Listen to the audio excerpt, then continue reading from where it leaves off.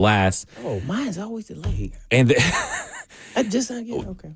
you were talking about John Gruden? Yeah, I have no clue what you're talking about. Well, the screen was blank, and I kept refreshing it. I was impatient. And, I look at Sammy. She looks at me like, what are you talking about, ding dong?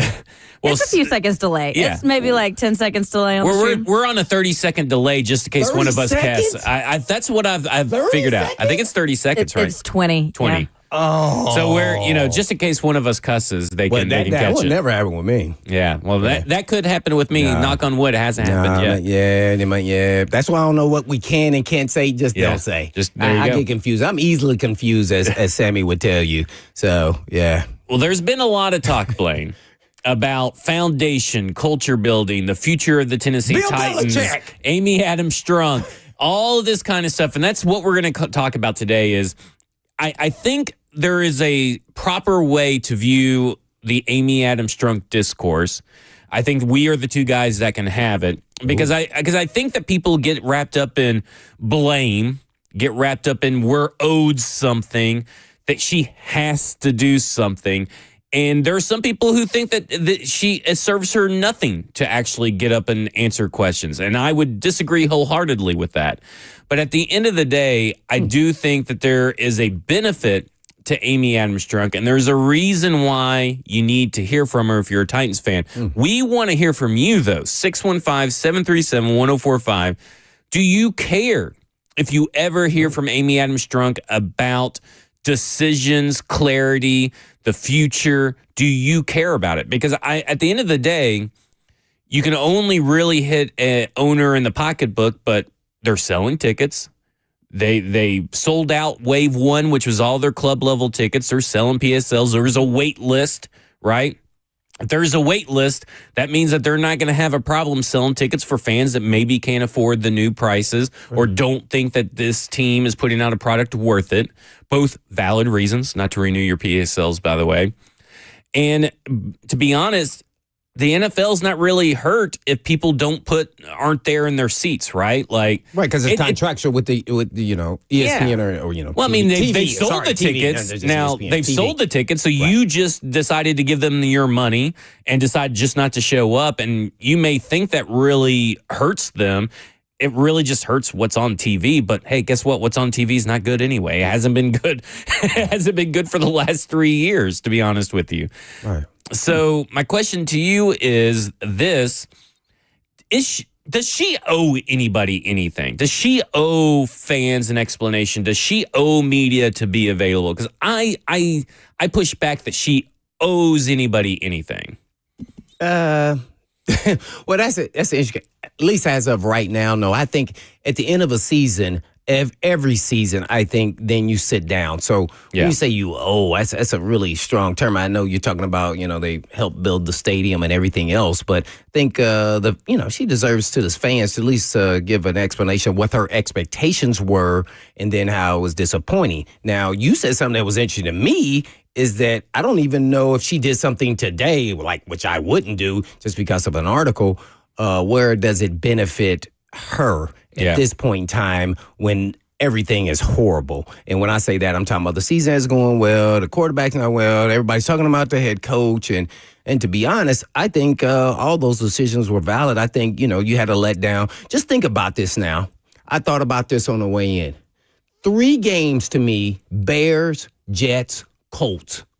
If we had somewhat of a veteran quarterback or a proven quarterback, we would have won those games. Yeah. And so now we at 6 and 10 or whatever the number would be.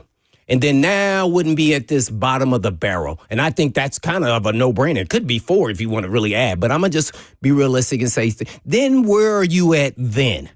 You still be upset. But then this team then with a month left still are playing for something or maybe just to show faith that, hey, we're going in the right direction. Because I still believe they are. I know fans look at the product and they look at the final results, and it's hard. It is really hard. And that's why it's called pandemonium, or whatever you want to give it. So sometimes you have to, I think the only thing I'd say to Amy that was done wrong is they waited too late to make those decisions to clean house and rebuild and move forward. See, that's what she kept hanging on, and everybody, you can even hear Derrick Henry in pocket. I wish we had one more. No, they should have done it the year before. Yeah. In my eyes, because you saw the downward ticking. You always, as an owner, are trying to stay ahead of the curve, because if not, you'll fall behind. Right. And so you tried to Band-Aid it along the way and stay at least competitive, and that wasn't good enough. So now we're in the situation we are now with bad decisions by John Robinson, Vrabel, until this staff, if you want to call it, ran in those guys. So now you see, I don't think cleaning house is going to get you where you need to be. You got to let them at least one more season, at the least, to say, okay, where are we at with the quarterback, where we are with the health of our team, and where are we at with the development of offensive line, and then let's move forward and see where we can go after this coming season. So I'm not real big on an owner. Just imagine this now: a CEO of any company that made bad decisions or questionable decisions because of the outcome. Are they explaining? Depends on the severity, but for the most part, I get your drift. Usually they send out a company-wide memo via, exactly. Email or something like that. So I get it. They want to hear from her, but I think at this point in time, I wouldn't be doing it if I'm the owner of the team or even the spokesman for the team at any point in time. Like right now, would I be speaking on the team? So I would wait till after the season, maybe even going into the season. Look, I wanted to hear from Rand after the trades and all those. It's like, I told you we weren't going to hear. At the end. This is letting Rand Carthon off a little bit, by the way. I think because he puts a lot of the blame for a 3-10 season on Amy Adams Strunk. And I don't think that's very fair to Amy Adams Strunk. You know what she did? She did everything an owner is supposed to do, right? She got rid of a head coach that was losing. She got rid of a GM that was losing perpetually. He gave that GM 3 years, right? 3 bad drafts in a row, and that third and final bad draft was the final straw. First round. Yeah, gave Vrabel a season to turn it around after going on a massive losing streak and losing out on that 2022 season. They lost the division. They were clearly ahead, lost it, everything, gave him another season. He totally had disrespected her and the situation and the power structure that she wanted to implement. A franchise has been perpetually behind 90% of the NFL. Think about the analytics department. I know everybody's like, oh, the analytics, this kind of model, that, where's the analytics showing up? But that's just an example, right? For the longest time, they had 0 people employed in the analytics department. Last year, they hired their first person in the analytics department, or 2 years ago, they hired their first person. I always joked it was just a calculator that Mike Vrabel and John Robinson threw in a janitor's closet somewhere. That's so silly. And then last year, they start building it, and then they build it out completely. But you got to understand, every other NFL franchise is already at that point. And it's just kind of wild how that whole situation comes down. And we got a lot of your phone calls that we want to get to. We're going to go behind enemy lines with, oh my gosh, have totally lost his name on my... Wayne Miller. I kept wanting to call him Box because there was Box. His Twitter handle. Wayne Miller of Bengals Radio. We're going to talk to him because I'm going to ask him some questions about their ownership and their situation there, because I think that's an important distinction and important way to kind of connect the Bengals and the Titans. Brian Callahan, his history with the Bengals, ownerships that are perceived as cheap, like that kind of patience sometimes pays off. And we're going to talk about that 6-25-1 start to the Bengals season. We're going to take these callers though when we come back. When we come back, we'll take the calls. 615-737-1045. This is Cover 2 with Blaine Bishop and Zach Lyons here on 104.5 The Zone.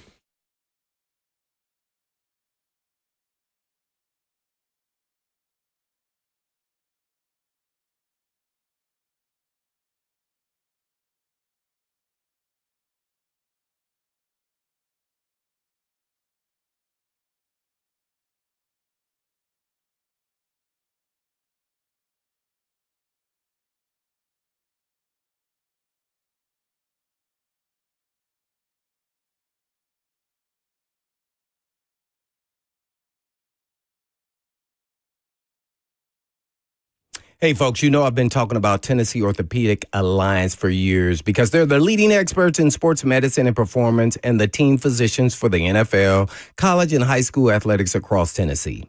And TOA provides sports medicine coverage to more high school and college sports teams than any orthopedic group in the state of Tennessee. They have 29 locations throughout the state and over 100 physicians throughout Middle and East Tennessee to take care of all your musculoskeletal needs. And TOA has 11 urgent care locations with walk-in availability 7 days a week. They offer direct access to sports medicine and performance, physical therapy, and nutrition, personalized rehabilitation plans to enhance mobility, reduce pain, and improve overall physical function for patients recovering from injuries or surgeries. And TOA also offers sports performance training, a specialized program designed to enhance athletic performance and provide tailored training solutions for athletes at all levels. So please check out their services at TOA.com. Yes, that's TOA.com.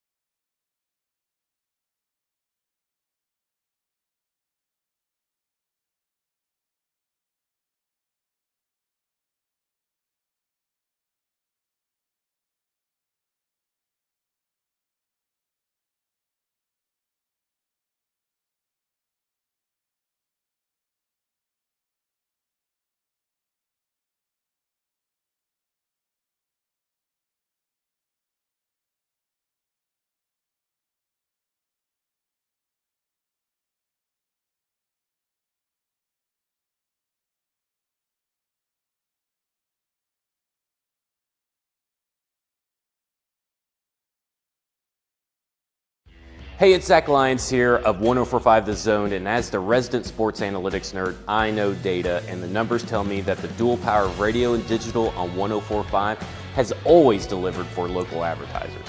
Now's your chance to book your 2025 marketing campaign early with special savings and incentives. Reach out today to your local ad representative or go to 1045thezone.com/epic.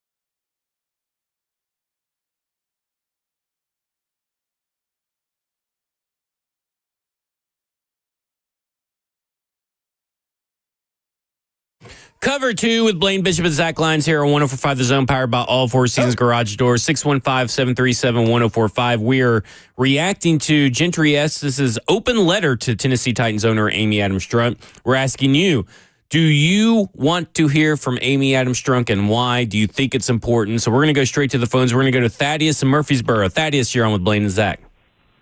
Hey, what's going on, guys? Hey, what's up?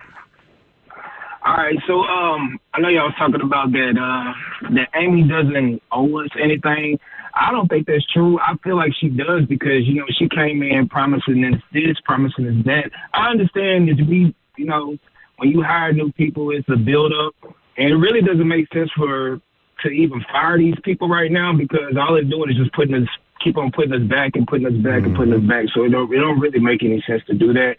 But as far as her speaking, and this is her business, this is her team, and this is what she said out of her mouth, So when you have an owner, speaking about like how things are supposed to be around here and getting the fans hyped for this season that we had, we thought we were going to have a great season.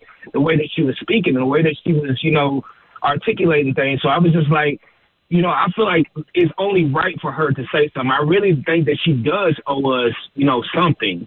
And I know y'all was saying that the season isn't over. The season is over. Like, we're not going to the playoffs. We're not doing any of that. So the season is already over. When we lost last week, the season is over. Mm-hmm. So I don't see why she shouldn't. She definitely should be saying something right now because she promised us everything. So, but that's all. What would you actually ask her? I just want to know, what would you actually ask her at this point? Yes. What would I ask her? I would ask her if the things that she did she think it was the right move to do the things that she did as far as like hiring or firing the people that she did? That would be my question. And do she think that it was right to do that at the time that she did it? Got you. Because it didn't really change anything, to be honest. Yeah. So what do you think about that, Blaine? I mean, I think that's a reasonable thing. I mean, I think we got to be a little bit more careful. And I get what he's trying to get, the answers he's looking for. So I'm not. But that's when I say that I think the media, if they ever to have that opportunity, they would have to maybe change how they ask the question. Because, I mean, obviously, I think we all know that firing Vrabel and firing John Robinson were justified. Yeah, I agree with that. I would have said yes. Unfortunately, things in sports doesn't always go according to plan. Yeah. But my idea of what we can be is still available here. It didn't happen this year. So, I mean, there are no answers. Sports is that, though. It's unpredictable. Even though you made the right decisions, that means it's going to go all according to plan. Right. She didn't know that Will Levis was going to make a flip, 2 games in a row and do things like that. We didn't know Snead wasn't going to be available half of the season. I mean, so those are the things that are unpredictable. So, no, I would never say that I regret those decisions. Right. No way, especially when they're still on my staff and I still have them. So let me say this. When she says, hey, I don't regret those decisions. Right. That ain't going to make you feel any better, right, is it? I mean, is it really? Because if she says, I do regret it, because no owner's going to say that. I do regret it. She's not pissed right now? Yeah, she is pissed. Let's go to Larissa. I'm going to get it right. Larissa, better you than like me. Teresa, over on the line. Larissa, you're on with Blaine and Zach. You guys are hilarious. This is like the best sports radio show. And all the shows, great. I called in yesterday, obviously, and this morning. But I am sorry. This is just my very humble opinion. Mm-hmm. And I agree with what Ramon said earlier. She's not the Wicked Witch. This is a businesswoman. And I, for one, have to look at it like this. This type of question would not be expected from a male owner. Yes, everyone's going to complain. No one wants to lose. Not one of those folks on that squad, on the team, want to lose. Mm-hmm. But it's just interesting that some fans really want her to stand up and explain herself. What's the status of your job situation? When you make a mistake, do you explain yourself all the time? Right. So that, in fact, she owns the team, and you want her to stand up. And even anything that she says, they're not going to agree with anyway. I'm not saying the majority. This is a great city. This is a great fan base. But it's like, think it through. There seems to be a little lopside on what they expect from her as a female owner versus a male owner. And I'm going to hang up and listen. I mean, I do think that may be some fans or some fans' point of view. Because, I mean, obviously, there are people out there that are misogynistic and everything. But I go back to Sheila Ford Hamp, who in 2022, the Lions started out 1-5, and she got up in front of the media and answered questions after her start to 1-5 in 2022, which was Dan Campbell's second season. She has made herself available for Detroit News. But what did she get out of it, though? Well, I mean, first off, she looks like she was right now. Well, I mean, at the it's time. not what she gets out of. First off, she gets out of it is that, hey, I'm not having these articles written about me. I'm not having these questions written about me. I'm showing faith in what the decisions that I have made. I'm going to see the decisions that I have made through. And she did it at 1-5. She did it at 1-5. Whoa, I mean, I got the video right here looking at it. That's big time there. I wouldn't even have done that myself. But that aside, I mean, to the point, every ownership gets called out for certain situations, decisions that fans want to hear. But, right now there's an ownership meeting. Jimmy Haslam has talked about the future of the Browns. The Bears have talked about the future of the Bears. And who did I say earlier that is totally... the Raiders ownership has talked. And those are all three men. They've gone and talked. And we know that Jerry Jones has stuff. Paul Brown has stuff. And I mean, maybe, but I'm sure that they have been made available in other certain situations as well. But I think it's because that she's been so quiet. And that is the issue, is that she's been so quiet. And I think it's really more... and upset, just like everybody else. And I think it's really more about the Vrabel hangover, I guess you could call it, than it is about the job that she is doing as an ownership. I think there's a lot of people that have... that are not Vrabel sober yet and romanticize what he did and what he has done and forget about how this ended. But I do think that ownership... typically you can find clips and people. The problem is that there are no clips of Amy Adams Strunk answering questions. This looks to be on their practice field. Sheila Ford Hamp is on the practice field after practice talking to reporters. Well, I want to hear more than just that she did an interview. I want to know what she said at that point in time. She says let me tell you what she said. No, I know, but there's a different background here. Detroit Lions were bad for years. Yeah. We're talking about 2 seasons, 3 seasons. But she was recently a new owner, though. I know, but I'm just saying that the history also plays a part in why the demand for answers. Here is just that we've been middle of the road, then all of a sudden now the last 2 or 3 seasons haven't been good. It's unacceptable, and then she makes changes, and then all of a sudden it goes down. Well, you can't predict what was going to happen. So I get the fans want to hear, and I think they should at some point in time. But I would never be doing any interview about where we're at in the middle of a season or at the end of a season. And I agree with that That's part. all I was really saying. But I want to hear from her at the end of the season because first off, just from an objective optics point of view, that looks like you got your hand forced. And as an owner, you never want to look like you got your hand forced. But it says right here, this is a quote from her. This is just in the transcript, just real quick. This was a teardown and then a rebuild. I think we've got the people to do it to carry this out. I think that's what's different. And I think messaging has been all over the place in that building. We need to start seeing unified messaging from January when the season's over to September when the season begins. Let's go, though. I concur with that, remember, because I said they ran from saying the word rebuild. Right. And maybe we'd get a different answer and perspective from Amy Adams Strunk. But let's go to Wayne Miller up in Cincinnati, who is the Bengals radio, part of that Bengals radio network. And Wayne, we're talking obviously about the ownership. I'm sure you've been, listening and everything. We're talking about our ownership and how available they are to the media. Your all's ownership is kind of considered the same on par with the Tennessee Titans in terms that they're viewed kind of cheap. They're a family-run business and all this kind of stuff. How available is your owner throughout the year through the good and the bad? I think that what our owner does, which is pretty strategic, is at the beginning of the season makes himself available to all media, and so as part of our media day, Mike will avail himself through that process, and he will sit down and take on all questions about Jamar Chase's contract, questions about stadiums, new stadiums, questions about, the team and how committed they are. He'll take it all. But throughout the season, it kind of dials down a little bit and more. He allows the coach to just live in that space, but he also allows his daughter and granddaughters who have a lot of other components to this particular franchise to be those mouthpieces. And I think that they have established that hierarchy of communication model, and it works well here.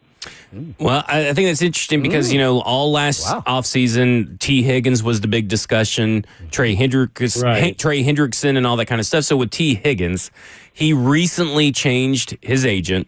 And a lot of Titans fans really wanted T. Higgins in last offseason. They wanted him in this offseason. But we heard what Joe Burrow said on Sunday after the game, talking about trying to keep everybody together, and they're going to find a way. T. Higgins changes agents. That seems to signal that everything is moving in the right direction to possibly T. Higgins getting some kind of longer-term deal than the franchise tag. Well, Blaine, one of the things about this business is there are things called patterns that we're familiar with. And when you think about something like changing agents, and then you hear a quote from Joe Burrow that says, we'll get the deal done, I think that a lot of times what ends up happening is there's something already happening. And what I mean by that, you think about Pat Mahomes when he restructured his deal. These quarterbacks are making an enormous amount of money, but if you're eating up all the money, then you don't have any money for the players that make the difference. I mean, Jamar Chase is going to get paid. We know that. But you can't be one-dimensional, meaning if it's Jamar Chase alone, they're going to be doubling. They're going to have somebody underneath on the top, maybe somebody on the side.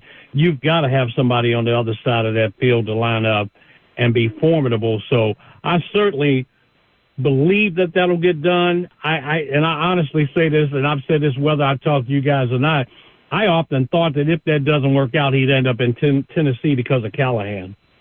Ooh. Yeah, I mean, that's been the general consensus here is that, Brian Callahan here, that must mean T. Higgins is going to come here. But we're on with Wayne Miller of Bengals Radio right now talking about Cincinnati, their ownership, T. Higgins, and, of course, Titans coming up this Sunday. No, thanks. Appreciate it, Wayne, for coming on. Man, Burrow and Chase, man, I watched them Monday night. And I was just fascinated with their connection. Even without Higgins out there, I was wondering why the Cowboys weren't doubling them. Maybe they were, but they couldn't stop him. It was insane. But is that the best duo you think in the NFL? Burrow, Chase, right now in the NFL. And I'm not just being recency, biased, but man, Chase was phenomenal at all levels. And Burrow, by the way, I've been saying this for a long time. He's my my favorite quarterback, even over Mahomes, because I like how he stays in the structure of the offense and goes through his pattern recognition and reads even more so than Mahomes. Mahomes sometimes give you that wow factor, but I don't think he's as disciplined as Burrow. Would you agree with that or not, as well as the quarterback receiver duo? I agree with both of those, and I think one thing that Joe Burrow doesn't get enough credit for is his mobility within the pocket, not leaving the pocket, but his mobility within the pocket. And, there's that tendency, like a Lamar Jackson, to vacate that pocket early instead of buying time in that pocket. And I think what Joe does is he knows that if he's got an opportunity to connect with Chase, that he needs to buy that extra half second, 1 second, or whatever. Then at the last minute, he may move out of that pocket just to get a throwing lane or an angle to get that ball out of his hand. But I don't know any duo in the NFL as potent and powerful and effective as those two. And as you said, that for the majority of that game, Jamar Chase is getting doubled. And then you look at times, Blaine, and I say, why is he ISO'd out there one-on-one? I remember, I'm trying to think of the game we played earlier this year. They had a rookie out there on the island with Jamar Chase, and I said, you got to be kidding me. I mean, they have to be thinking they're not thinking. And so I think that they're formidable. I think coming from LSU, having played together, is worth its weight in gold because there's no learning curve when he got to the NFL. They already knew each other. And I'll say this, Jamar Chase is built in a lower body like a running back. And he has this tenaciousness about him that he really thinks every time he catches the ball in his mind, he expects big plays. So you see him break so many tackles on a would-be just a simple out route or a crosser, And then next thing you know, a 5 or 7 yard pass becomes 12, 25. He's got more 40-yard plus plays than I think anybody in the league this year. And since he's been in the league, and it's really because of all the broken tackles where he turns into a running back the minute he catches that ball, and he's hard to bring down. Are the Bengals where they are now record-wise, is it more so the defense or maybe Burrow trying too hard in critical moments, not being able to make plays? I saw a couple games. I know he fumbled. At least they were highlights. But tell me why they are where they are with this potent offense, but yet they don't have a winning record. You know, it's interesting you say that about the Burrow part, because I often talk to people and I say, as much as the majority, and I'm going to say it in this way, as much as the majority of this is probably at the feet of the defense, you think about the fumble in Kansas City, he had resulted in the touchdown at the end of the game. You think about the interception he threw against Baltimore. You think about those the interception he threw against Dallas. I mean, sometimes because he's trying to make more happen, you have to take that. It's like Mike Tomlin used to say about Troy Polamalu. I know he's going to mess up, but I can live with that because I can live with everything else that he's going to do right. And I think that's what you look at with Joe Burrow. But on the defensive side, I think they have struggled from day one trying to find the chemistry and the personnel to be effective. They lost Cam Sample right out of the gate, a young man that they had high hopes for. Miles Murphy, the number 1 draft pick, was hurt out of the gate. They were counting on him to step up this year. Joseph Osai, who had been coming on playing well, got hurt. They were counting on him. So the depth at that D-line space where you rely heavily on rotation was very thin. And so you're talking about the run game against us was very effective by literally everybody because we just didn't have the depth to have a healthy rotation. Sam Hubbard, who anchors the defensive end opposite Trey Hendrickson, he was hurt, had the nagging ankle. He had the surgery, came back. I think he re-injured that to a point. So that softness in terms of rotation where you're getting up a lot of yards is hard on people on the back end of that football team because play action becomes a very real thing. You've got to react to play action, and then that causes some big plays to happen. So Logan Wilson's out probably for the rest of the year, the number 1 tackler. They have had a myriad of injuries at each level, and it's really caused them a lot of pain, man, because, you know, up front, if teams like New England, the very first game of the year, New England established a run early and often against us and made play action so effective. And it was just Sheldon Rankins, who they signed this offseason in a big free agent move, was hurt, came back, and then has been hurt again and is out we don't know how long. So they just have not been able to put a full complement of players up front, man, which is where everything starts. One more question for me, and that is, you know, I know it's outside of football, but I have to ask you, what do you know about this group of people going around robbing these celebrity superstar football players? I know Joe Burrow's house got broke into while he was playing in the game Monday night. So I just kind of take us through what you know about, like, this situation that's going on in the National Football League. I remember Kelsey and Mahomes, you know, a little while back. So do you know anything about this? Well, it's definitely a trend because it also happened to Bobby Portis from the Milwaukee Bucks. Okay. He offered a $40,000 reward for that. But, you know, I hate the fact that I always say criminals are brilliant people who use their minds for the wrong reason. And what happens is these guys are thinking, well, if these guys are on Monday night or they're on prime time or they're on the road and all their family and friends are probably at the game, I smell opportunity. Wow. And it's unfortunate because I think this is on the front end of the trend. And if these players don't wake up and realize that you could be next because they know your schedule. The schedule is on the website. The schedule is on social media. When you land in another city, what do? Social media, post it. Cincinnati Bengals just touched down in Dallas. Social media, Tennessee Titans just arrived in Los Angeles. Oh, they officially not home. Let's go by the house and see if anybody's there. So if I'm a player or a player's family, I'm really taking extra precaution if you're a high-end player and really if you're a player in general, because it seems to be something that people think is a prime scenario to try to do a snatch and grab. Wayne Miller, Bengals Radio Network.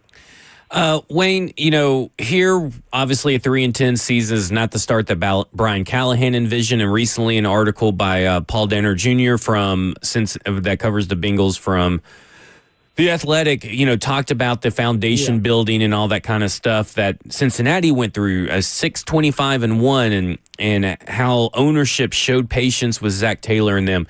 And I think it's interesting that today we're kind of talking about it's inspire confidence without evidence. You got to have faith. Talk about what it was like, in that 6-25-1, where everybody in the building knew that there was they were trending in the right direction, but nobody on the outside looking in could really see the results. They couldn't, but I'm going to tell you something, man. Admittedly, one of the things I like about Zach is his candor. Zach said he was nervous, because when you have seasons like that back to back to back, and the fans are grumbling and everybody's wondering, was this the right hire? Was this the right thing to do? It takes a lot of patience and a lot of faith and I'm going to say this, a lot of football knowledge to not rush to pull the trigger. You knew what the guy inherited. You knew you had to retool and reload.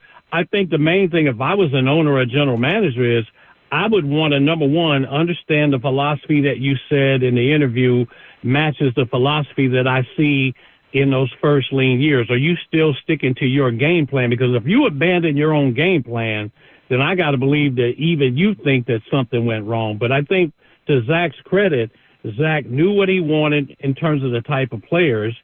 He also knew that he had a plan, but let's be honest, that plan works a whole lot better when you get the first pick of the draft and number 9 is available named Joe Burrow.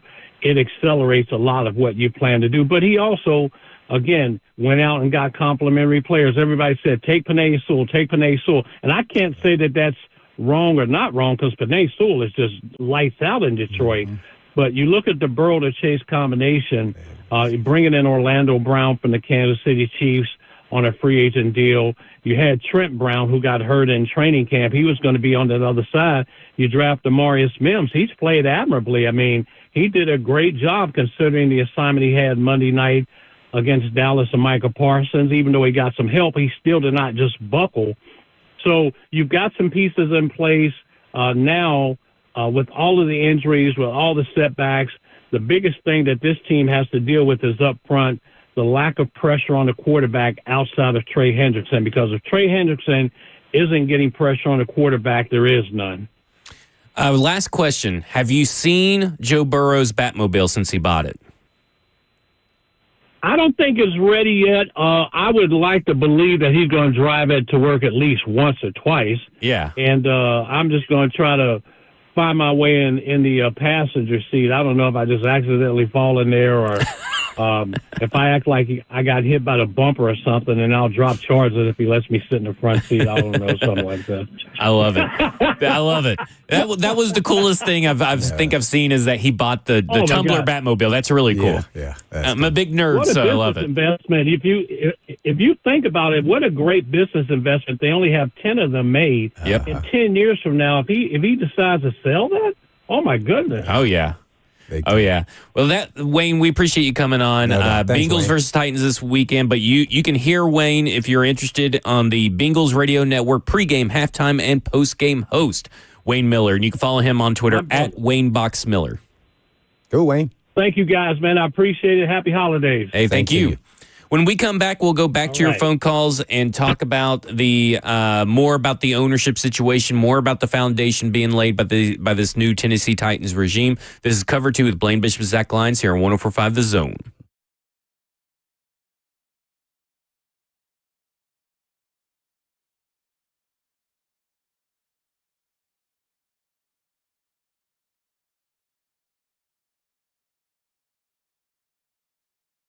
Hello.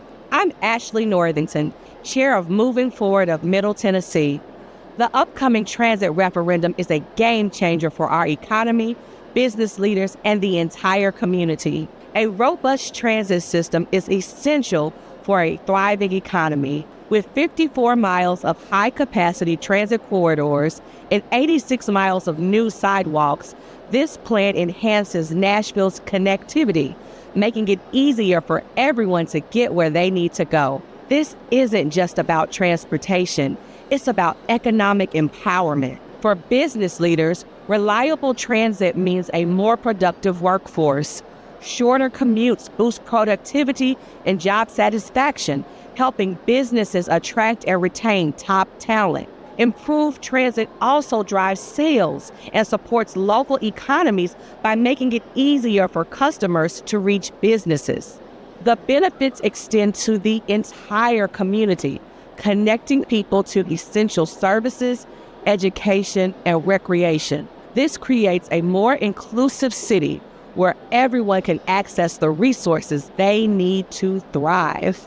Supporting the Choose How You Move transit referendum is an investment in our future. This is about creating a city where businesses can flourish, residents can thrive, and the community enjoys a higher quality of life. Join me in backing this transformative opportunity.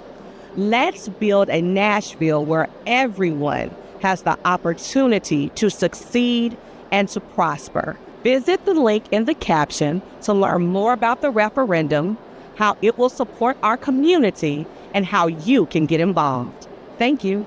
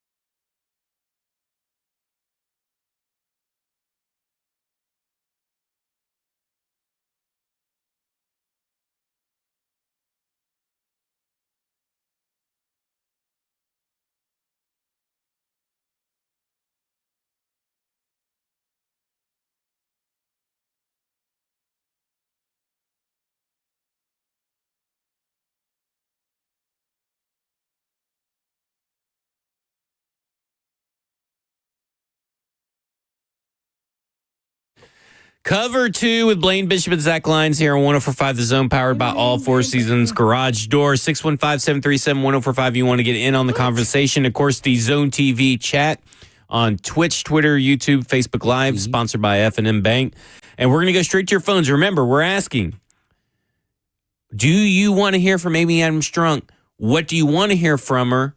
And what questions would you ask? 615-737-1045. Like, do you think it's important, whether it's now or at the end of the season, that she actually gets up here and just kind of, for me, it's all about clarity, Blaine. And I think there's a lack of clarity. I think there's a lack of clarity on really we were told what the power structure is and who's in charge of what. But since then, more stuff has made that a little bit cloudy, a little bit murky. What's her stance on this coaching staff, this general manager, the direction of the team? All this kind of stuff, I feel like clarity is what everybody's looking for. For those that are looking for closure from Mike Vrabel and John Robinson, you're likely not going to get it. But I think clarity for the future is what everybody's And you talked really a little needs. bit about Detroit Lions and their owner, who did somewhat, that. Yeah. It actually, at the beginning of a season, really, they were 1-5. 1-5. Yeah. So that's pretty strong. And I'm sure there's some, conversations with her throughout that, whole process with Amy, I would suppose. Yeah. And maybe even after the season, maybe we will hear. Maybe. Or will we hear after everything's done? I don't know. But I mean, I need to see a press conference, not one of those, hostage, not one of those hostage videos or something written somewhere, I need to see her. So that owner did a press conference? She went out to the reporters. You see all the microphones in front of her face on the sideline. They asked her questions. That's why I thought it was a little bit easier from her standpoint. Okay, let's go to Greg that's traveling down I-65 or maybe up I-65 who wants to talk about ownership. Greg, you're on with Blaine and Zach. Good afternoon, gentlemen. Good afternoon. Good afternoon, sir. Long-time PSL holder since the inaugural season.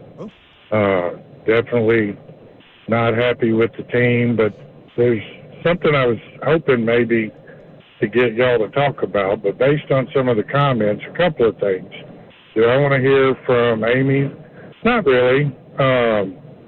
Do I care about her gender? Not at all. But something I'm kind of curious about, and I would like to hear y'all talk to it, as opposed to, do I want to hear from her or not, is talk about the history of the Titans. But, let's remember, why do we have the Titans?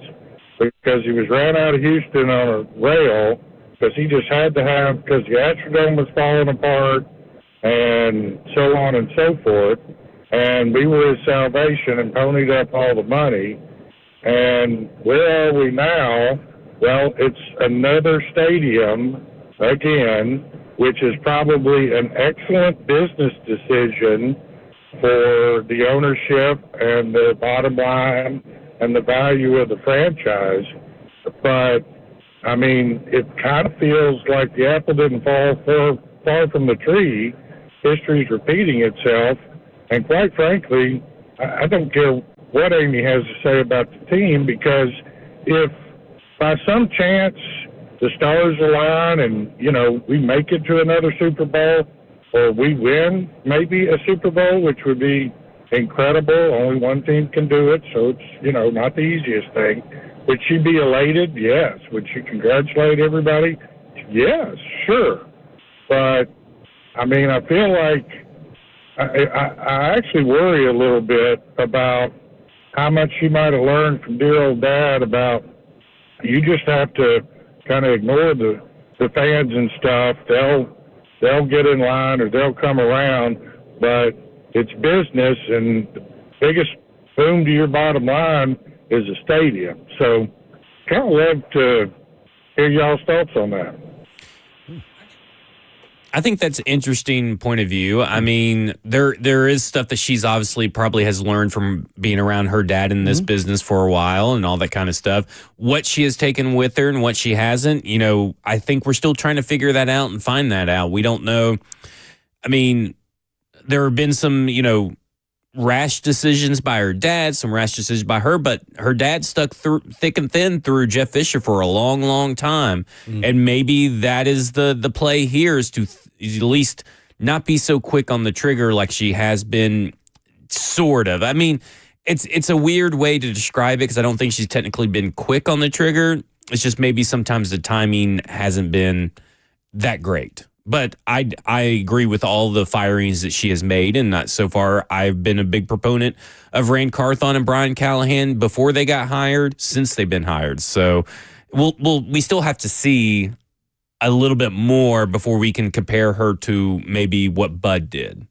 Yeah, I think it's a little bit different circumstances as far as moving the team and getting in the stadium. On the surface, it sounds all the same because really there was no support from the city that was going to build a new stadium. And that wasn't like a big thing back then, too. Also, getting a stadium where now that's kind of the trend. I mean, just think the Super Bowl we played in, the Titans, that's a new stadium now. Yeah. Right. See, so that now is and it also can bring more value to the state and a lot of different things as far as in the stadium. So I think it's a little bit different in that case. But has the apple not fallen far from the tree? Maybe. Yeah. Because when she fired John Robinson, that was a shocker to me. Now, not to say it wasn't deserved, but it was shocking at the timing, is what I said at the time. And so that let me know a little bit about, that's Mr. Bud there. When things don't go well and they have a conversation, things, do what I ask, and then, things happen. And then, boom, that happened. After she gave him an extension, literally, it was, 6 months before that or so? Yeah, 6 months before that. And I believe, though, from what I've kind of read, it's really hard to find the details on those extensions now. This is from Reuters.com, and I don't know how great this information is, but it seems like both their contracts ran through 2025 with the team option of 2026 and coming off that extension. But I have not been able to find any information. That's the only information I could find on any kind of numbers about that contract, because typically you don't get that information out in the media. When we come back, I want to ask you about the timing of the John Robinson fired, because as you say that, something pops up. But I also want to get to Mayor Ron. Mayor Ron has been holding patiently, so we're going to get to him at the top of the hour. This is Cover 2 with Blaine Bishop and Zach Lyons here on 104.5 The Zone.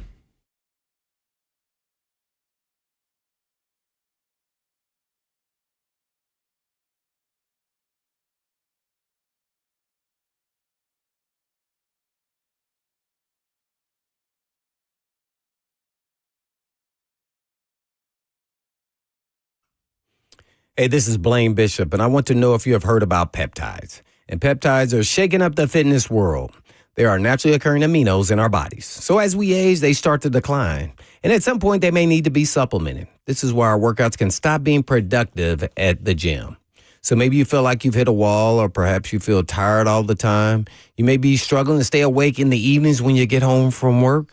Well, if you have the thought that this is just a normal part of aging, it doesn't have to be that way. Peptides are proven to increase muscle and performance, burn fat, and help with recovery between workouts and more. Peptides can even help with motivation and mental clarity. These are all safe, naturally occurring aminos, not pharmaceuticals, a natural and holistic way to get your body back to peak performance. Plus, Edge Peptide Therapy has the most comprehensive blood panel around. So when you go to Edge, you will know exactly what is going on inside of your body and what it needs to get back to peak performance. So feel better from the inside out. And all you have to do is just go to edgepeptide.com. Yes, that's edgepeptide.com, or you can just give them a call at 615-724-1878. That's 724-1878.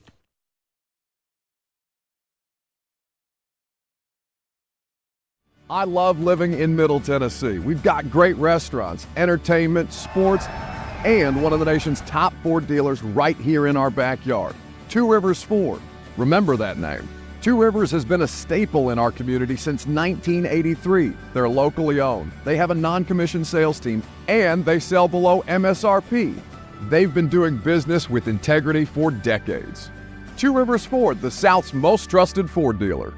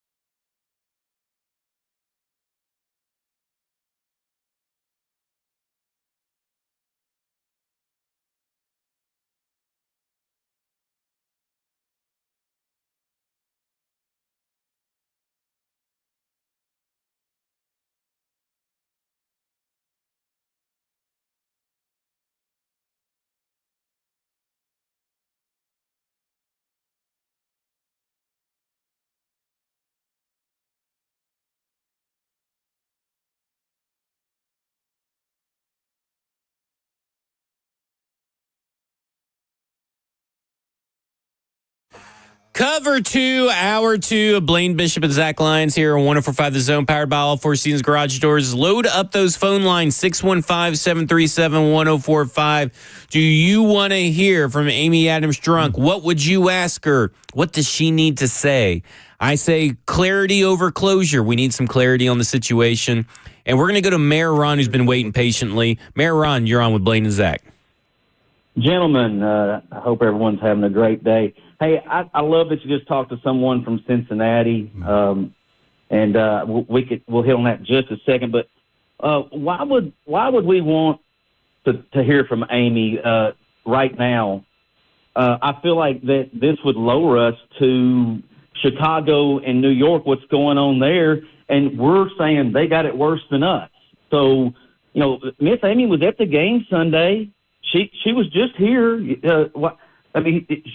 He should have wrote that article the day before if he wanted a reaction, but that's garbage. And we shouldn't be talking about this because we're bringing ourselves down to another level that we don't need to be at. And what they're doing here is they have a 5-year plan. They're want to put a competitive product at that new entertainment center over there. And did you hear Brian yesterday in his press conference? He started glowing when talking about Cincinnati's organization and the owner always being around and being connected and the stability. Well, she's doing her homework. I mean, she's already been up there talking to the owner in Detroit. She said, you're going to hit rock bottom before you can go back up. So I think what we need to do here is be patient because 28 of your players are not signed next year. You're going to maybe sign 5 of those back. So you're going to bring in a whole new half a team. So it may get worse next year. So be patient. This is for that new plan that we have down the road. 5-year plan is what I believe in. No, she shouldn't talk to me. I will say this. I don't need to hear from her right now. And I think we both agree. And so I think the people that are wanting to hear from her in the middle of the season, I was just using Sheila Ford Hamp as an excuse as a reason as to that it's other owners, despite gender, have spoken to the media in certain situations. We had a caller. Yeah. And he's talking about a 5-year plan. We haven't heard her say there was a 5-year plan. Her words, the last words that she gave everybody between her press release, the sit down with Teresa Walker, the sit down with Mike Keith, were all that, last year was unacceptable and all that kind of stuff. So we have to hear that there is a rebuild. They've said reset, and Chad Brinker's preached patience about certain things. But if you're talking about since February, the messaging has been so muddled, and we are assuming a 5-year plan, but we haven't heard about a 5-year plan. We haven't heard about a rebuild. We haven't heard about all that stuff. And I understand taking a step back and looking at it, and I understand that we're in a rebuild. We've talked about it on this show before, that they're in a rebuild, they're in a reset. They haven't said it, and the most fans, 90% of fans, are seeing a 3-10 record, a poor product on the field, and being asked to pay $10,000. Big difference, and there's a disconnect.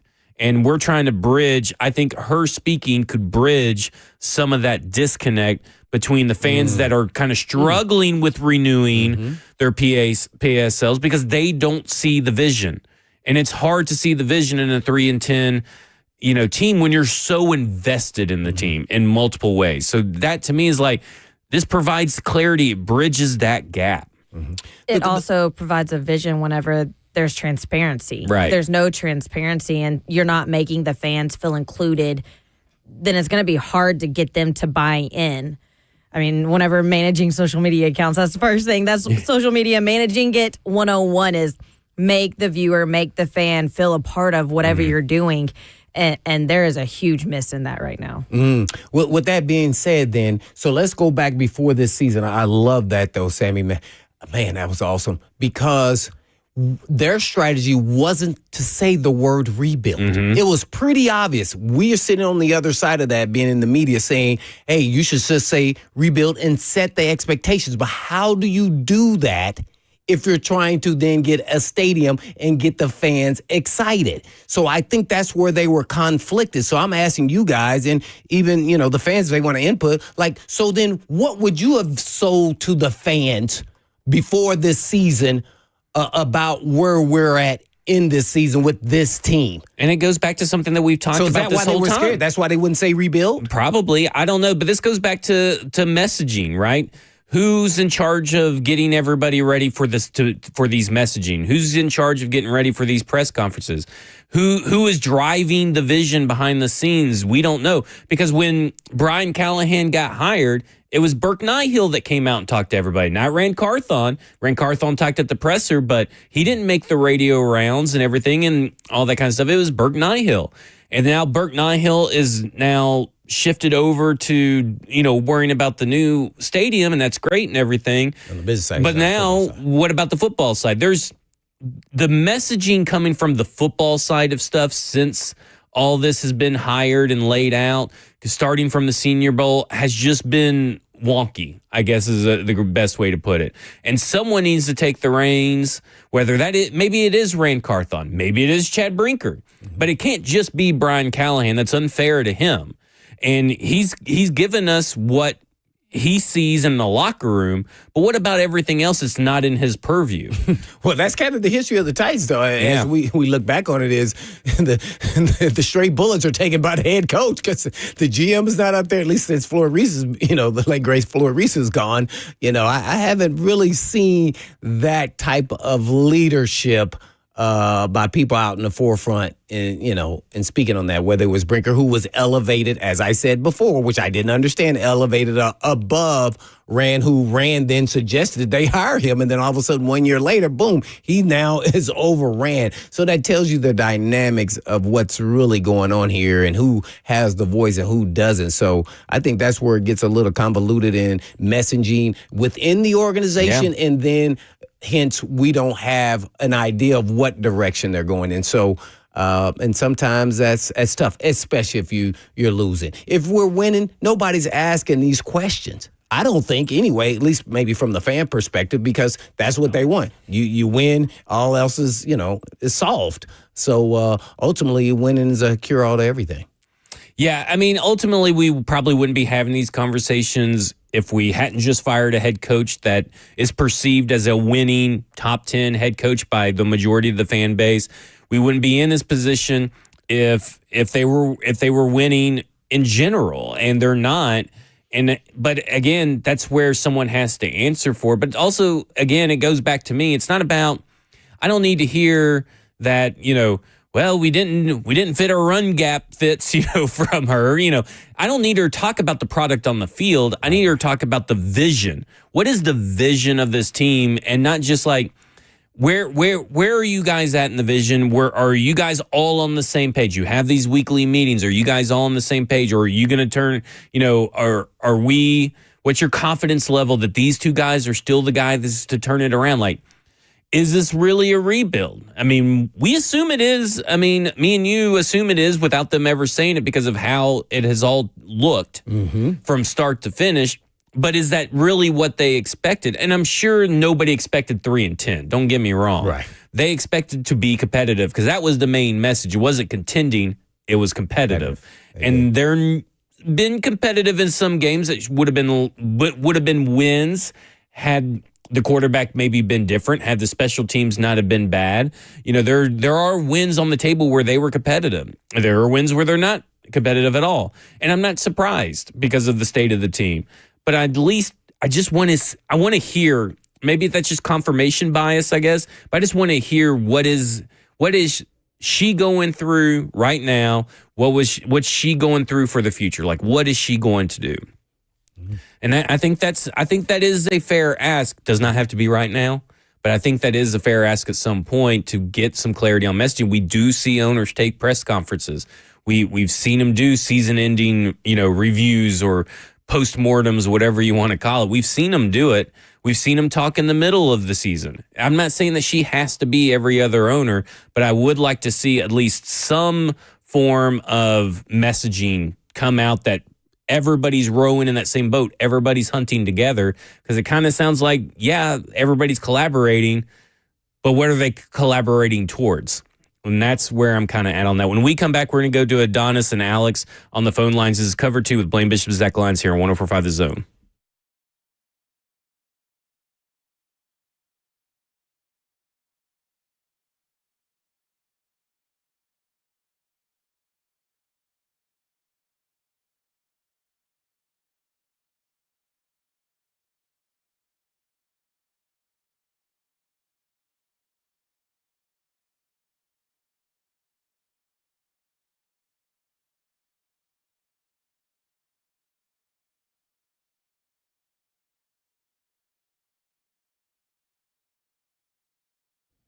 For many of you who have lived here a long time, you already know Eurofix has been in Middle Tennessee area for your European car repair needs now for 24 years. And we've all gotten to watch them grow. And I don't know about you, but I love watching a hometown business take off. Well, we are now proud to announce the 5th location in Mount Juliet for Eurofix on Mount Juliet Road, right across the street from Dairy Queen. And Eurofix can serve you in Franklin, Hundred Oaks, Murfreesboro, Belmead, and now Mount Juliet. Pretty cool getting to watch a small town mechanic starting in the barn of his backyard of a single wide trailer and now grow to 5 locations repairing thousands of cars each month. And at Eurofix, you get a 3-year nationwide warranty and a free loaner car with every repair appointment. And all you have to do is just give them a call at 844-EUROFIX. That's right, 844-EUROFIX, or you can just visit them online at myEurofix.com. That's myEurofix.com. But always I'm blaming you.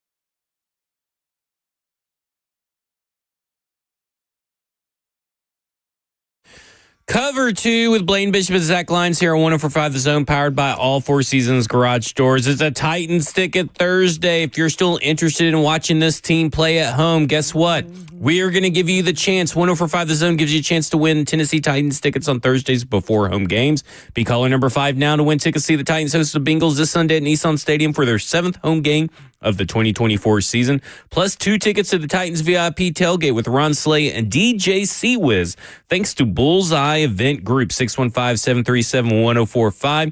And we're going to go to Adonis in Nashville and wants to talk Tennessee Titans. Adonis, you're on with Blaine and Zach. Hello, fellas. How y'all doing? What's going on? Doing good.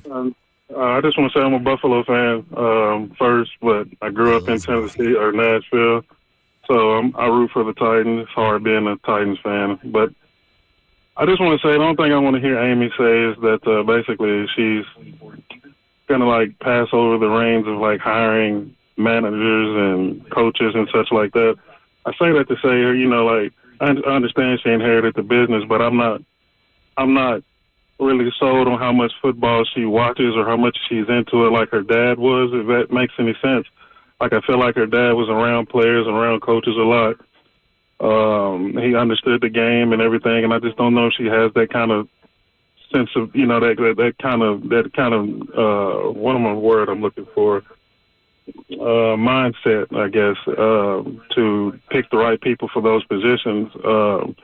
But I mean, that's pretty much the only thing I want to hear her say. As far as like the team and things go, I feel like they'll be fine. I mean, this is a team sport.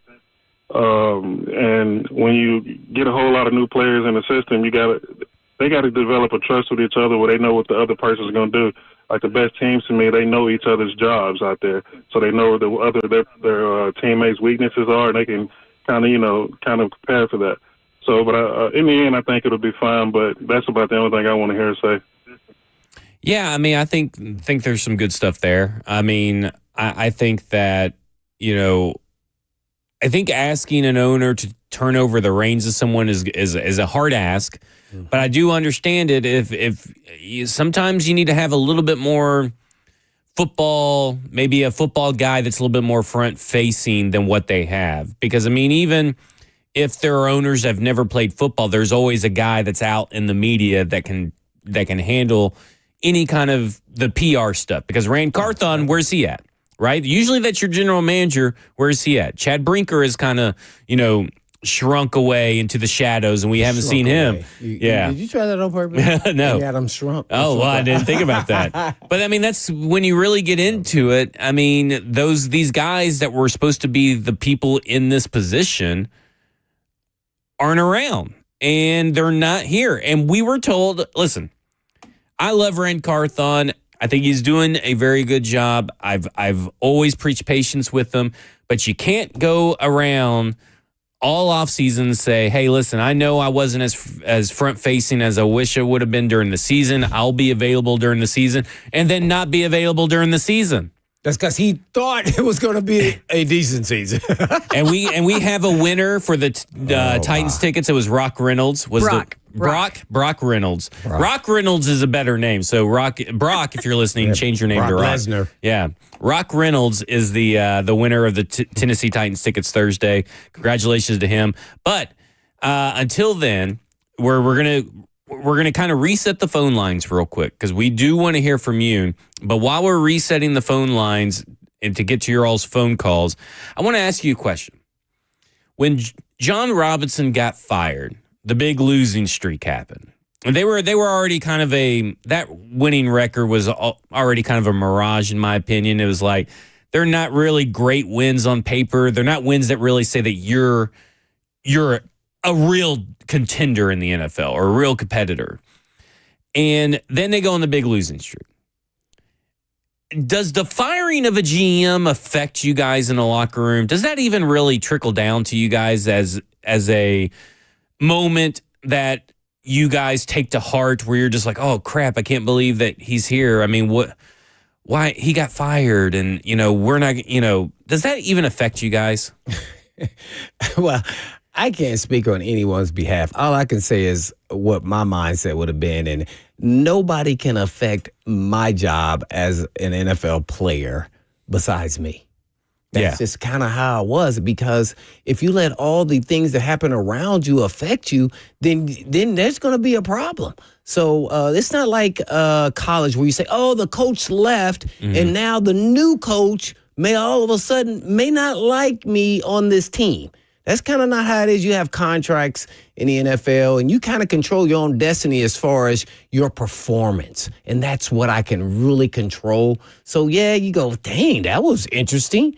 But most of the time, most players don't even know what's going on upstairs, like who's making these decisions or not. So what you do is you control what you can control. Because there's people out there that think that, well, because they fired John Robinson in the middle of the season, that's why they went on the losing streak. Like, that just seems like ridiculous. If you're that emotionally fragile, to me, then you're maybe that's why some of those players aren't here anymore. You're not going to be there. And so it's not like you're connected to the GM because he got fired. You're connected to your performance. It's a performance-based business. Yeah.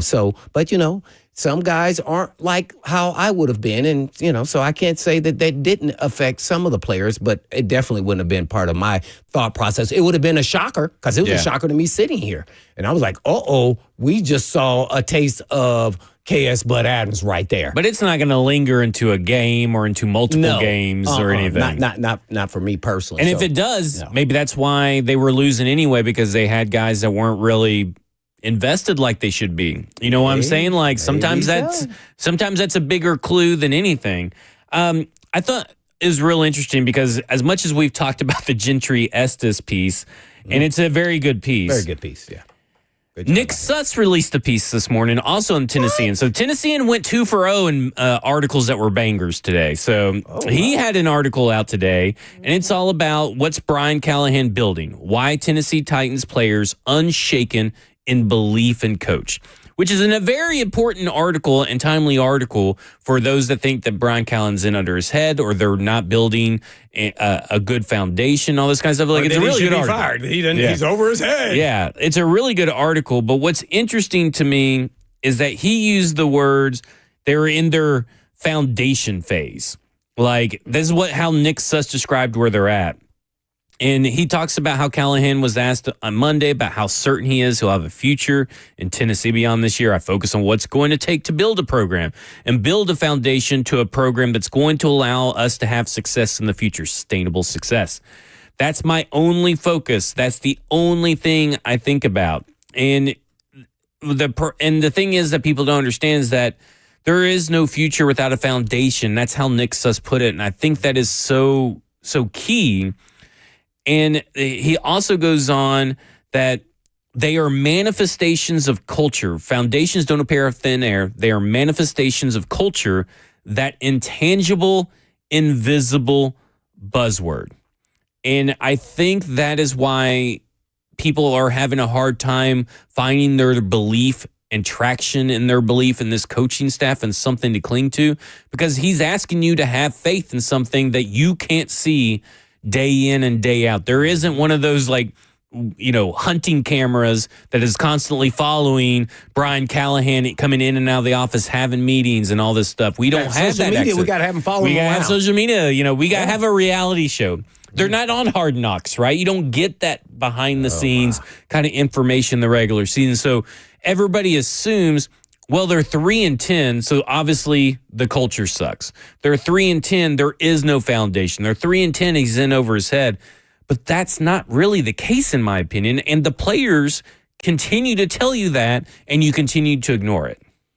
Yeah, that's one of those things, people believe what you see in the record is what it is. And, it's just like us watching film. We're sitting there watching film, and we see the mistakes on all 22 there. The NFL. So, and then where Levis is supposed to be throwing the ball, and then hear him followed up, head coach Callahan, with where they're supposed to go with the ball and his progression reads and who messed up. You can see it. And it's a play here or two or there. It's not some overhaul like, oh my, man, they are just horrible all over the place. It's one or two guys making mistakes along the way. And when it's the quarterback making, critical mistakes that cost you games, then there's nothing else to say. And you don't want to throw him under the bus, publicly, or you're going to lose your quarterback, his confidence. Then you're not going to win games at all. So you want to see what he's really made of. So I think that's where we're at. Unfortunately, man, I'm just curious. I've already moved past all of this, and then I'm trying to figure out what can we do and how much do you show faith in Will Levis going into next season? Are you in a position where you can make adjustments to what direction you go, or do you have to stick by him? And then, now that's another answering your question. 2 years of purgatory. I mean, or, we're in handcuffs there, man. So if you want to go in a direction, and then what is that direction? Those are the questions I really want to know when the season is over. Not about the past. You can't do anything about the past. We're moving forward. What I can tell you is we're moving forward with Callahan. That's probably the answer they don't want to hear. Some of the fans, I do. And supporting him. I saw this one article. I have to bring it up because no one talked about it. And that is, I forgot who wrote it, but it was about Jared Goff. Jared Goff was playing horrible for the Detroit Lions. I think his first year he was traded there. He said he got called into the office by Dan Campbell. He thought he was going to get called into the office to get benched because he wasn't playing very well. Guess what happened? He went in there and he got the biggest support from Dan Campbell, and that you are a guy, I believe in you, and that is never going to be a hesitation. So don't you even play like you think you're getting benched, because that's not going to happen. I'm riding with you, ride or die. And he said that changed his whole perspective when he went back out there playing. And see, that's where they were horrible. He showed support. I'm sure Goff wasn't playing very well, obviously, at that time. And so I think that's where we're at with Callahan and this team, as well as, the administration. So be patient. It's hard to do, but let's see what happens next year. Give them a little more time. And to me, that's still really not enough. But let's see if now we win some of those close games and we are competitive in another cycle of draft and free agency and see where we're at. And maybe that foundation begins to pay dividends on the field. The intangible becomes tangible. And just to give you some insight, here's what Chidobe Awuzie said in a article on The Athletic. Callie has his own unique coaching style, and it's different than Cincinnati. He's a real fiery spirit. This is from Tyler Boyd. Callie was more the aggressor than Zach was. I always knew he was going to never shy away from letting his voice be heard. Here's Sebastian Joseph Day. That's the thing. I think culture is like faith. You don't see it, you don't taste it, but you feel it. When it's there, you feel it. When it's out on the field, you feel it. I feel like what Callie is building here, I love it. I love what he is doing. I mean, at the end of the day, it's not something that we're ever going to be privy to as fans or anything like that because we're not there. We're not inside the building 40 hours a week. I'm sure it's probably even longer than that, 40 plus hours a week, 50 plus hours a week. These players are around these coaches that long. And the messaging is clear. The processes and the effort at practices is there.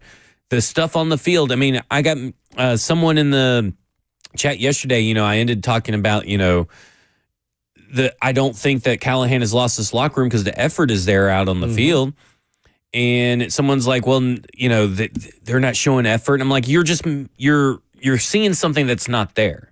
If you think that these players aren't showing effort, you're seeing something that's not there. Yeah. And I go that, I use the example. They held an NFL team to 10 points. They go, well, it was Mac Jones. Well, there are other defenses that haven't held Mac Jones to 10 points, or I guess they've given up 2. I mean, we got to be realistic here. We really don't understand what's going on. Well, you do probably more than most because you've been in a locker room. But for the most part, from us on the outside looking in, we just don't understand, and you have to be a little bit more objective. You have to go and listen to what the players are saying, what their actions are showing, and what Callahan is having to go through, and what he has learned from his time in Cincinnati. It's important to take in all this information. It's also important to hear it from Rand Carthon and hear it from Amy Adams Strunk. I would completely agree with that. Here, I have to say this too. Here's where it really gives you a synopsis of really where the Titans are at. Who's the best player on the team?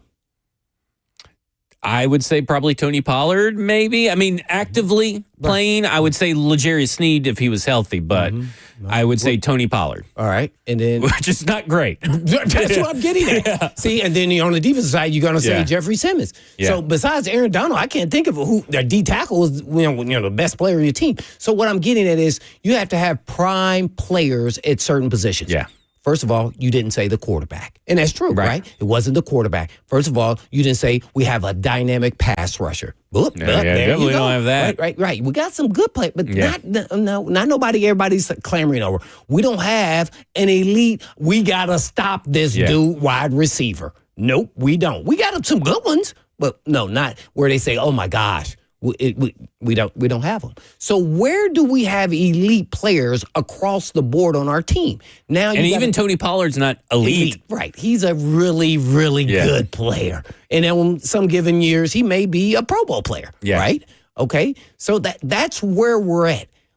And that not to say if we can't accumulate a whole bunch of good players that we can be a really good team, but that takes time. Right. And I've been on teams that were porous and where the best player may have been, a guard, Bruce Matthews. Right. The Hall of Famer, So that should never happen. And we're in this situation. That's why I keep going back to the John Robinson. Those were the right moves. You just got to believe in that she's going in the right direction for the right reasons. Let's talk to Luke in Nashville. He wants to talk about ownership. Luke, you're on with Blaine and Zach.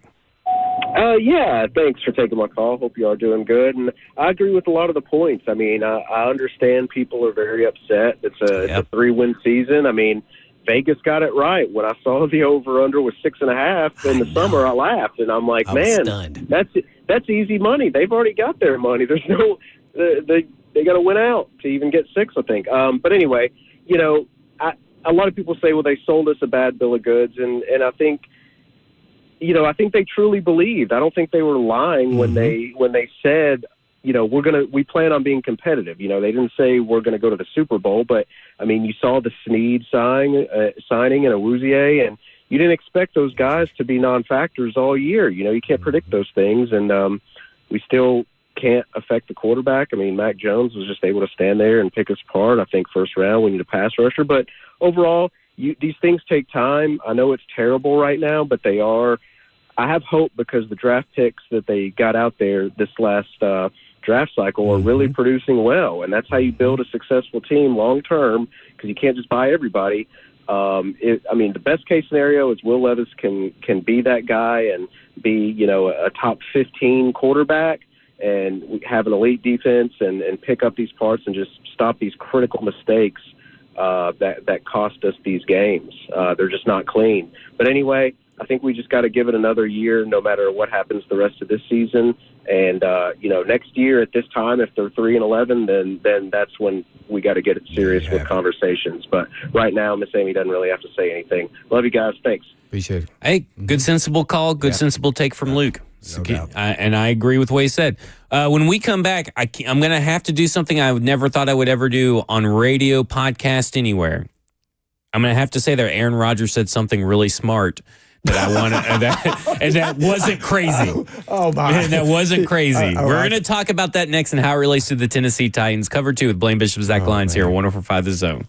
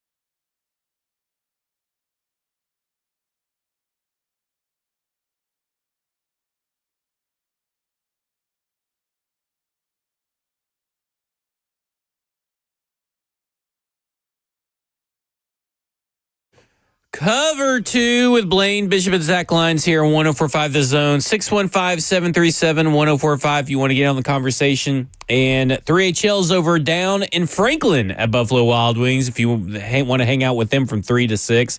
Then, of course, you have the Wash Away Toast that will happen courtesy of Miller Lite with Ron Slay. Blaine, I'm not a big Aaron Rodgers fan.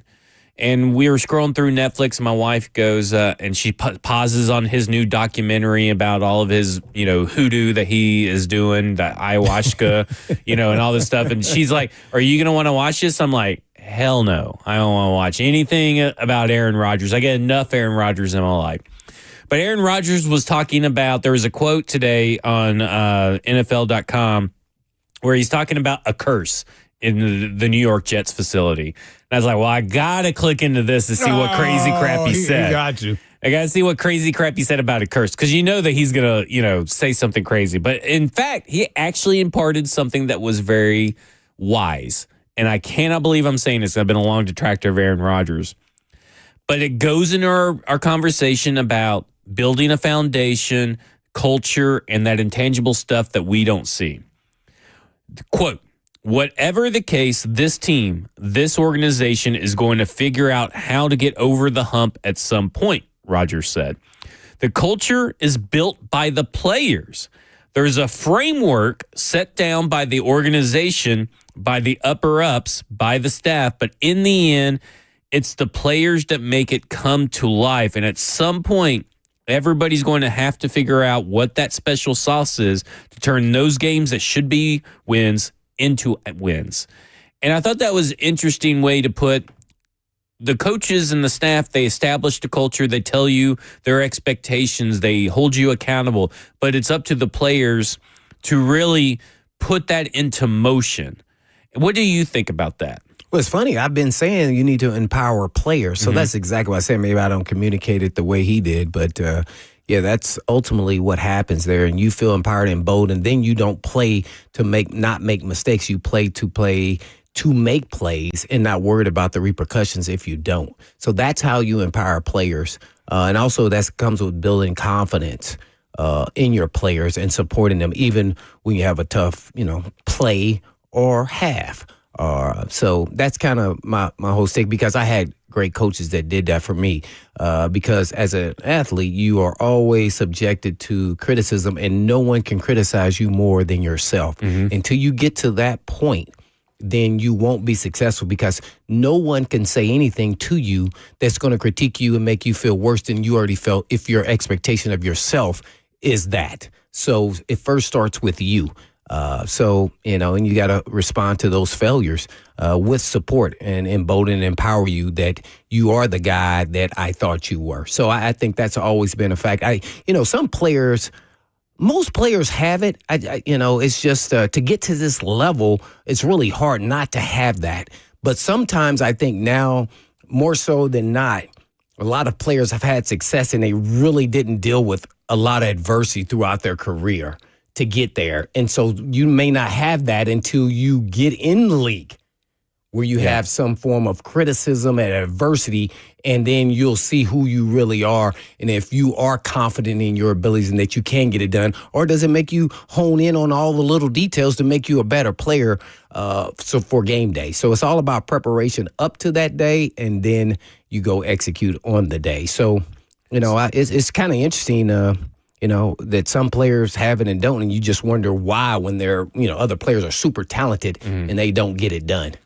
Well, I think it's interesting because you talk about empowering the players and all that kind of stuff. And tight end Nick Vannett said in this piece by Nick Suss. Street now. Yeah, in this piece by Nick Suss, Nick Vannett says Callahan's superpower is his ability to let players be themselves. No one has to tiptoe around the locker room. Everyone's on the team for a reason. And Vannett says Callahan doesn't get in the way of that. So when you combine that mentality with the calmness that Joseph Day says Callahan exudes in his day-to-day swagger, you end up with a locker room that's never short on confidence, even as the losses pile up. And so that kind of goes into that empowerment. It seems the message the culture, the players have bought into it. It's just not yielding the results that everybody wants. And that's kind of how the NFL goes sometimes. Not everything swings in your direction 100% of the time, no matter the effort you put in. Because sometimes effort doesn't equal talent, right? I mean, now effort can make even maybe someone less talented more talented, but effort does not equal talent, and I think a lot of people confuse that. That effort equals talent. Even the best try-hard guys aren't that good sometimes. Yeah, I could say my effort to keep Randy Moss from catching a touchdown with the toe tap and him reaching up one hand in one play, my effort was there. Yeah. I'm looking at the ball. I was like, no way he gets this ball. And he gets it. So, I mean, sometimes that just happens. And you got to live for another day and say, hey, man, I gave it all I got. You know what? He earned it. He beat me. And I was always going to take, as an athlete, another player beating me athletically, but wasn't something because of what I did. It was more so what he did. Yeah. And that's how they got to think as an athlete. And, oh, by the way, no one can question who you are. It's not the jersey you have on and everything else. It's about what's inside of the jersey. Yeah. It's about that dog inside you. Let me ask you a question. Am I too low on the Tennessee Titans? Because I don't think they stand a chance against the Bengals. Like, I think it's going to be a butt whooping similar to the Commanders, the Detroit, Buffalo. Maybe not as filled with as many debacles. I just think they're outmatched and outclassed. But I know it's the NFL. Like, logically, I know it's the NFL and parity can happen and upsets can happen. The offense? But I'm just thinking, I don't think, here's one thing. Joe Burrow's going to score 30 points. Oh, yeah. I know the Bengals defense is bad, but the Jacksonville Jaguars defense is bad. Nah, well, it was a rivalry game. So it's a little different. This one's not. But what about the Brian Callahan factor? See, that's what I'm thinking. I'm thinking maybe we have a little insight.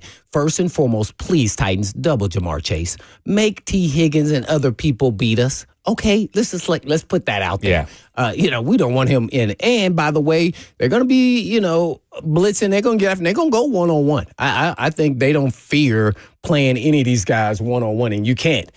So I think with that being said, and if you ball control, run the ball, and this time maybe you execute in the red zone, maybe you got a shot. But I'm with you. I think the Bengals still win. Burrow is the best to me in the business. And then he can't say that he is. He hadn't won a Super Bowl. But I think he is. And that doesn't mean he's not going to throw a pick six Dan Marino, right? I mean, I think Dan Marino's a great example. Yeah. I think when we talk about GOATs and the greatest of all times, Dan Marino gets kind of lost in the shuffle and maybe left out of some lists. But Dan Marino, one of the best to ever play the game. I still believe this defense can make them uncomfortable. And he likes a quick throwing game. Well, let's play a little zone, make him hold on to that ball, and then go somewhere else. And they've even talked about, Cheeto. I think Jarvis Brownlee Jr. has talked about that, like, the cornerbacks in the room, the defensive backs, they want to win this game for Cheeto. Like they want to, they're playing for each other. I think that's really cool that they're playing for each other. They want to win their reps for Cheeto. Like because they screwed him over and didn't. I don't know. He was with the Cowboys last, wasn't he? Yeah. So I don't. No, he's with the Bengals. Last. He was the Bengals last? He went Cowboys then Bengals. Oh, okay. They Cowboys drafted him. Okay. So let me tell you something. I will say this to maybe provide you a little bit of hope and optimism. The line opened up at 6.5 in favor of the Bengals. By the way, I said the Bengals went, but 6. It's moved down to 4.5. Oh, so what do we not know? I don't know. Injured? I don't know. Just saying. It has moved in the other direction. They are in a short week. Yeah. So that does matter. And they have a short. They have a game next week as well. I think they have 2 short weeks, if I'm not mistaken, in a row. So if you have a short week, sometimes you don't come out on fire early, and maybe they make mistakes. And they play the Browns, by the way, next. So maybe they're overlooking the Tennessee Titans a little bit. Maybe this could be a little trap game or something. All right. Who dat? Tomorrow, we're going to dive fully into the matchups of the Bengals and the Tennessee Titans game. We'll talk more about the culture building, everything like that. We, of course, want to hear from you because it's a Fan Friday tomorrow. And don't forget, Football and Other F Words at its new time, 6 p.m. We're going to be live in the studio. So wherever you watch Zone TV, Twitch, Twitter, YouTube, Facebook Live, make sure you have those notifications on for 104.5 The Zone. This is Cover 2 with Blaine Bishop and Zach Lyons on 104.5 The Zone. And in the meantime. And in between time. Peace.